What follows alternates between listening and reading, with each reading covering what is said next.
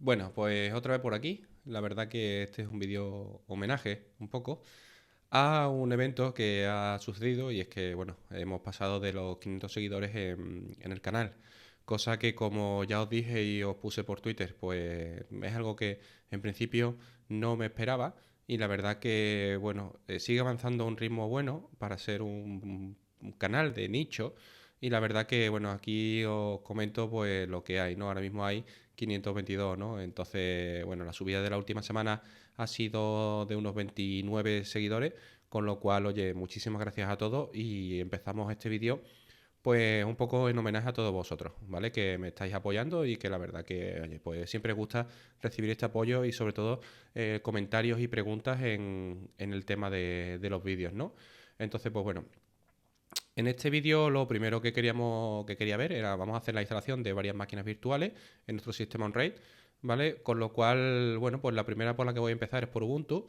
Entonces lo que tenemos que hacer es venirnos a la página de Ubuntu, irnos a la parte de download, de descargas, y decirle que, por ejemplo, queremos instalar, pues podemos ver un server, ¿vale? Pero en este caso vamos a instalar una versión de escritorio, ¿vale? Que es la Ubuntu Desktop, la 2204. Yo ya la tengo descargada, una descarga de 3 GB más o menos, y la he subido a mi servidor. Entonces, pues bueno, para empezar, lo único que tenemos que hacer es añadir a máquina virtual.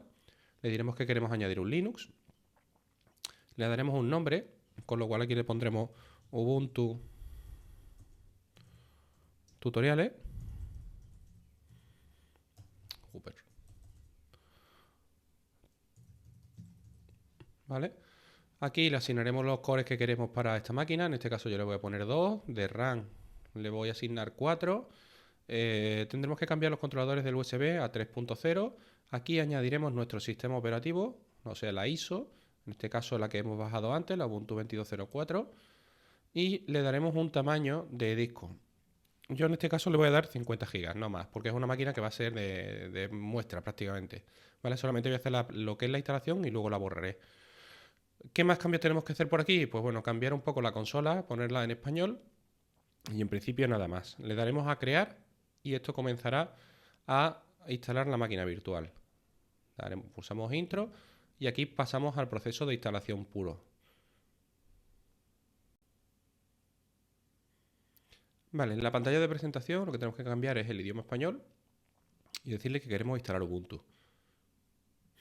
En la distribución del teclado pues le decimos que es español español. Le decimos que es una instalación normal. El tema de las actualizaciones después lo actualizaremos.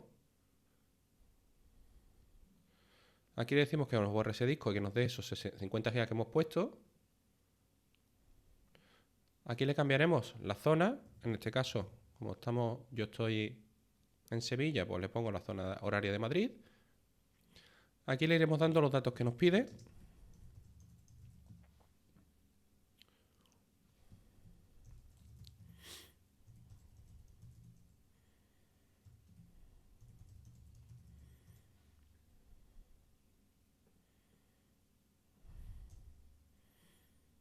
Y aquí le decimos si queremos que inicie automáticamente o que nos solicite la contraseña cada vez que iniciemos sesión. En todo caso, de momento lo voy a poner así, ¿vale? Y realmente aquí comenzará el procedimiento de instalación de Ubuntu.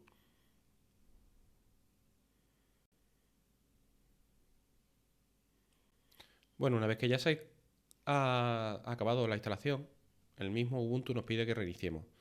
Con lo cual pulsaremos en el botón de reiniciar y lo que hará será la carga inicial de todo el sistema, para que ya podamos usar nuestro sistema operativo Ubuntu de escritorio tal cual.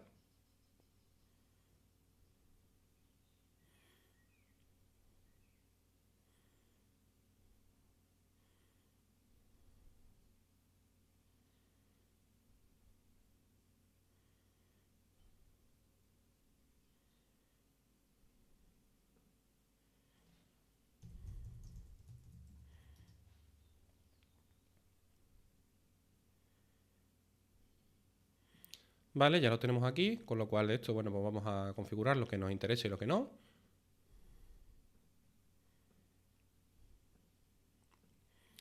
Y por ejemplo, una de las cosas que sí me gusta de que veáis es que, por ejemplo, pues bueno, yo lo tenía montado en una Raspberry Pi 4 y nunca me iba bien el tema del navegador.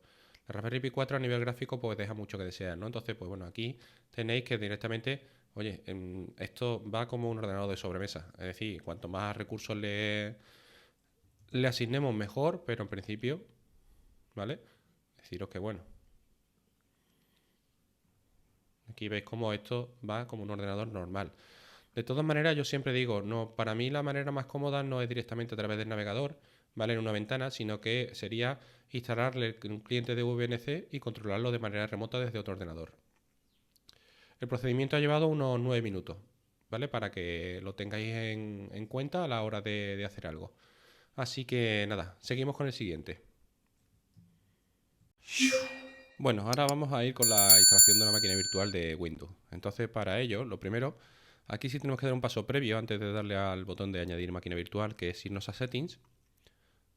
Dentro de Settings nos iremos a Virtual Machine Manager y aquí tendremos que descargar estos controladores de máquina virtual, ¿vale? Los drivers virtuales, con lo cual les daremos en el listado, nos pondremos en el último, le daremos a descargar y se procede a empezar la descarga. ¿Vale? Es algo que va bastante rápido, no es un archivo grande.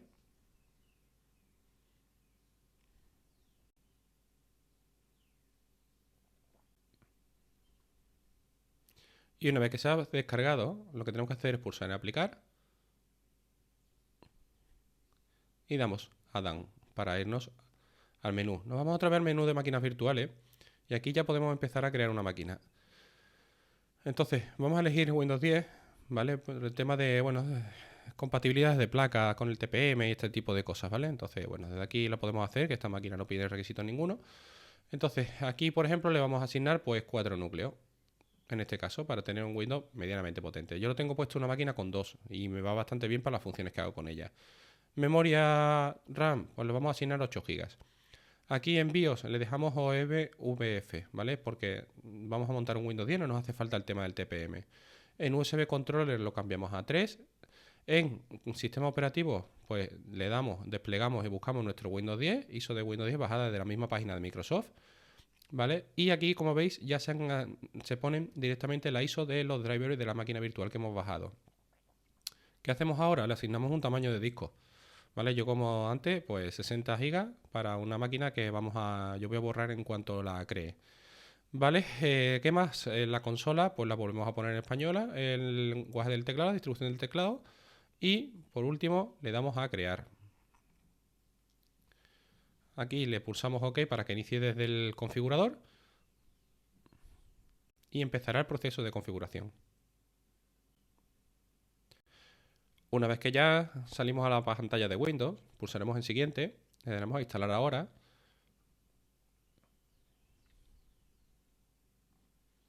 Aquí le diremos que no tengo clave del producto, en este caso no la tengo asignada al otro equipo. Le diremos que elegimos un Windows 10 Pro, le damos a siguiente.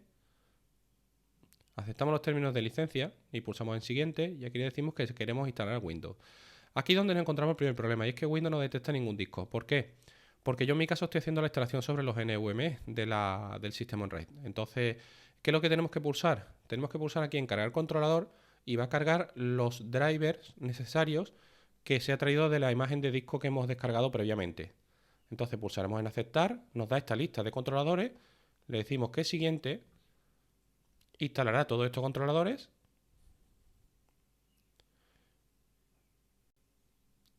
y una vez instalado veis que ya sí tenemos los 60 GB de disco que le hemos añadido. Entonces le daremos a nuevo, le diremos que coja los 60 GB y realmente al pulsar en siguiente empezaremos con la instalación de Windows.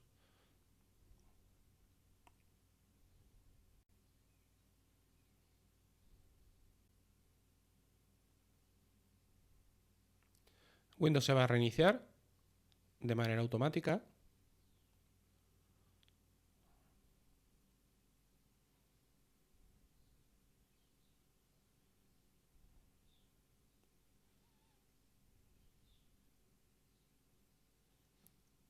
Y empezaremos el procedimiento de configuración inicial de Windows.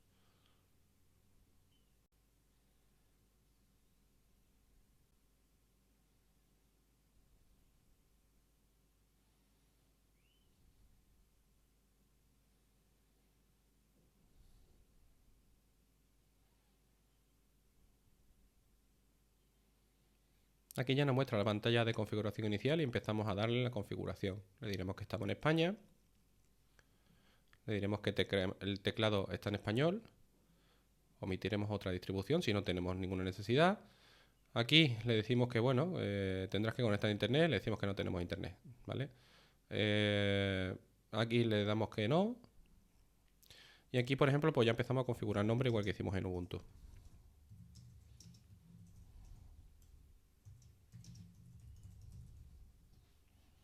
Le daremos una contraseña.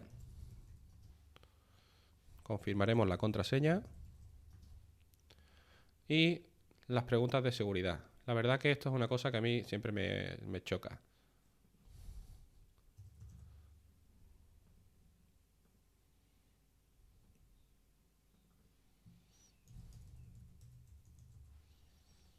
Yo la estoy poniendo así, pero deberíais de ponerla de manera correcta.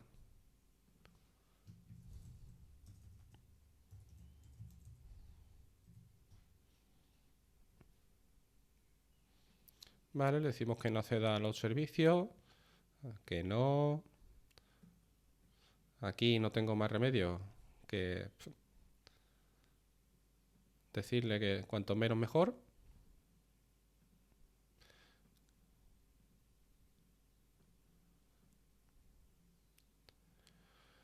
Vale, Cortana, pues yo le digo que no, porque la verdad que no lo he usado nunca. Y aquí en principio empezará ya, hará ahora unos pequeños cambios o estará aplicando con las configuraciones que le hemos aplicado y nos dirá, cuando esté listo, nos mostrará la pantalla de inicio.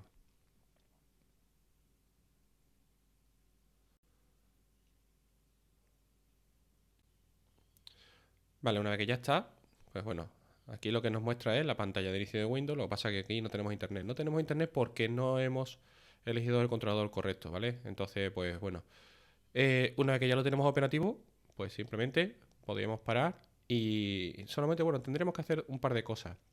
Que en principio sería habilitar el escritorio remoto y habilitar la detección de redes públicas. ¿Para qué? Pues para que si yo, por ejemplo, voy a apagar esta máquina virtual y lo voy a enseñar con la otra, ¿vale? Esta la vamos a iniciar y esta la vamos a apagar, ¿vale? Podáis entrar de esta manera, que es mucho más cómoda y más funcional, que es entrar a través de escritorio remoto, configurado, y accederemos a lo que sería como si fuera un Windows en nuestro escritorio. Y deciros que aquí, bueno, pues se mueve con una soltura que yo estoy realmente sorprendido, porque la verdad que esta máquina, ya os digo, esta máquina solamente tiene 2 núcleos y 8 GB de RAM. Aquí vamos a ver la página de un amigo. Y aquí, bueno, deciros que se mueve bastante bien. Yo deciros que, bueno, esta máquina virtual lo que lo tengo es simplemente para, básicamente, el controlador de MikroTik, ¿vale? Para conocer las configuraciones de MikroTik, ya que en Mac, pues, bueno, hay varias historias y sobre todo en la resolución de ventanas no se activa del todo bien. Así que nada, esta instalación nos ha llevado otros 9 minutos, más o menos. Bueno, y por último vamos a instalar una máquina virtual con Spenology, ¿vale? Con el sistema de DSM, por si vienes del mundo de Synology, ¿vale? Que no estés muy perdido y sobre todo por el servicio de Synology Photos, que es de las aplicaciones que más, digamos, rendimiento le podemos sacar a esto. Entonces, lo primero que tenemos que hacer es irnos a la página de este desarrollador, ¿vale? Y descargarnos esta release. Nos descargaremos este archivo.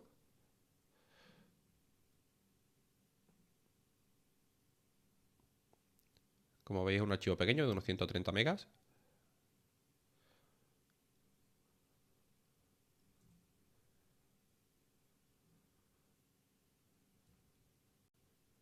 Una vez que esté descargado, lo que tenemos que hacer es descomprimirlo. Y una vez que lo tengamos descomprimido, lo que tenemos que hacer es subirlo a nuestro Unraid. Para ello, yo lo que hago es que me vengo aquí, me iría a la carpeta de ISOs, que es donde lo quiero, y desde aquí le diría que lo subiera.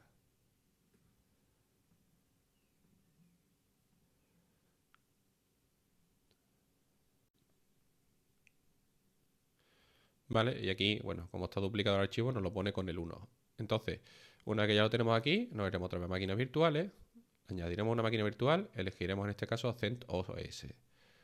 Aquí le daremos un nombre como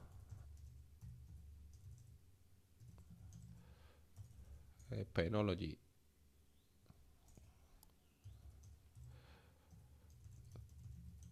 Tutoriales, le asignaremos los núcleos, con 2 más que suficiente, le asignaremos la memoria, yo le voy a poner 8 pero con 4 GB también va bien, ¿vale?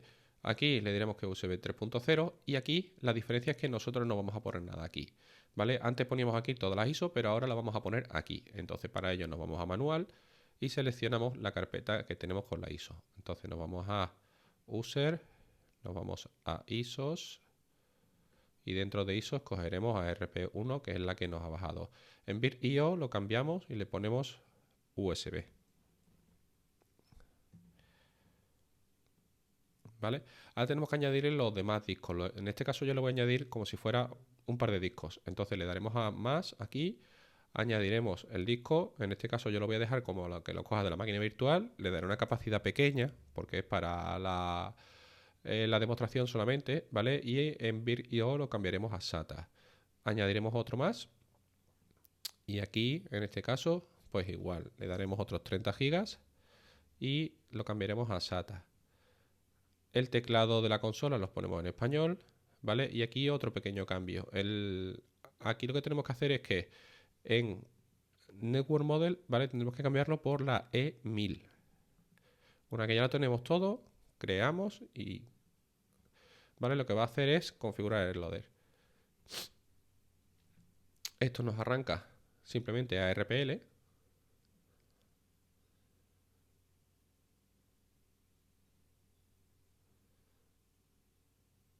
Y una vez que ya lo tenemos así, lo que tenemos que introducir es el comando menú sh. Esto nos va a abrir el configurador. Aquí elegimos el modelo que queremos. Por configuración siempre este es el que da menos problemas. Elegiremos una build. En este caso nos vamos a ir a la 4218, que equivale a DSM 7.0, porque si lo queremos usar solamente para Synology Photos, es el que menor problemas da. Después le generaremos un número de serie y en principio construiremos el cargador.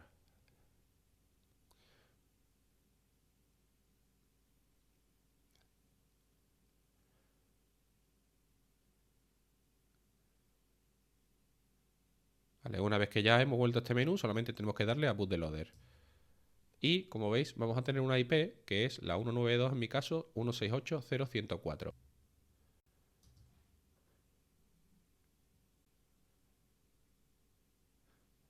Si me voy a la dirección findsynology.com, ¿vale? En teoría tendré que encontrar el dispositivo creado.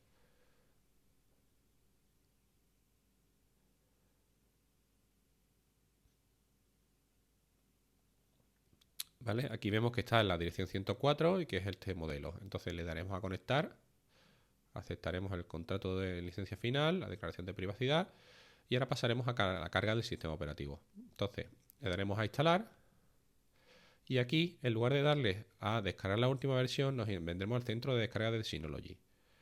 En el centro de descarga de Synology, en lugar de que nos venga la última versión, le daremos a todas las descargas y buscaremos la 701, la 420218, que es la que hemos elegido. Aquí buscamos nuestro modelo elegido antes, que era el 3622. Aquí estás. Y le pulsaremos para que descargue esta versión del sistema operativo de DSM.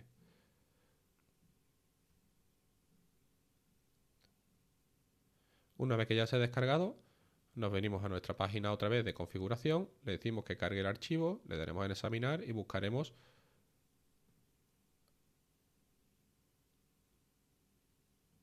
el archivo de descarga, que lo tenemos aquí.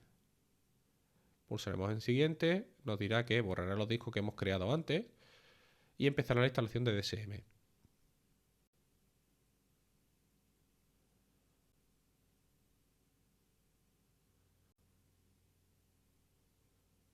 Ahora se tendrá que reiniciar el sistema y volverá a cargarse solo.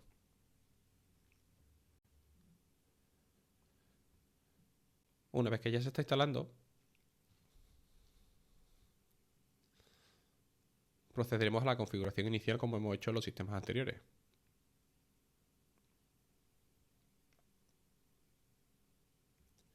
Daremos a iniciar. Tenemos el nombre de dispositivo.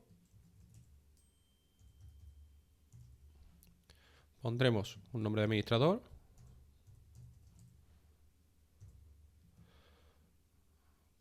Le daremos un nombre, una contraseña.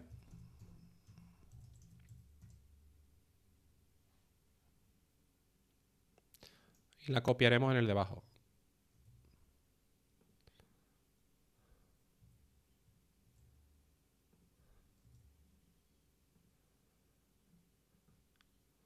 Vale. Aquí le diremos que nos notifique para que no se nos actualice de manera automática. Aquí omitiremos. Aquí le diremos que no. Y ya lo tenemos, digámoslo, iniciado. Ahora crearemos el volumen. Aquí, por ejemplo, yo lo voy a crear como básico, pero veis que como tengo dos discos, puedo crear un RAID 0 y un RAID 1. En principio, le vamos a dar a RAID 1, que es lo más estándar. Sería la copia espejo. Aquí le diremos que ponga un disco y el otro disco. Le daremos al siguiente y empezará la creación del RAID. Le diremos que omita la comprobación. Aquí le daremos a máximo para que ocupe todo el espacio. Y le diremos que lo ponga en BTRFS. Le daremos a aplicar, ¿vale? Borrará los discos. Y una vez que lo tengamos, ya lo tenemos disponible, ¿vale? Ahora, ¿qué es lo que se le puede hacer al uso? Pues sobre todo, Synology Photo. Instalarlo desde el centro de paquetes y a partir de ahí ya lo podéis configurar incluso con un proxy inverso y acceder de manera automática desde la web. Esto nos ha llevado unos 9 minutos también, unos 6, 7, 8, entre 6 y 9 minutos. Así que nada, espero que os valga y nos vemos en el próximo vídeo. Hasta luego.